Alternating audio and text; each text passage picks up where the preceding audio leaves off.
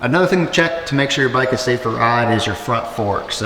It's really easy to check. Just make sure they are clean and there's no fluid on them. You can use a rag or your hand or whatever and just touch them, and there shouldn't be anything on your hand. If you get some fluid on your hand, your fork seals are leaking, it's not the end of the world. However, when they start to leak really bad, they will run onto your brakes and your rotor, and once they get on your rotor and your brake pads, they do not want to stop like they should. So just make sure that if your forks start to leak, you either wipe them down really well, clean them up. Don't let it go forever. Just get it done. Get them, replaced, your fork seals, so that you don't have fluid all over your caliper, all over your brake pads, because then you have to replace your brake pads.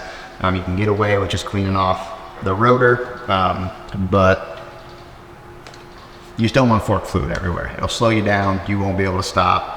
Make sure they're clean. Make sure they're not leaking.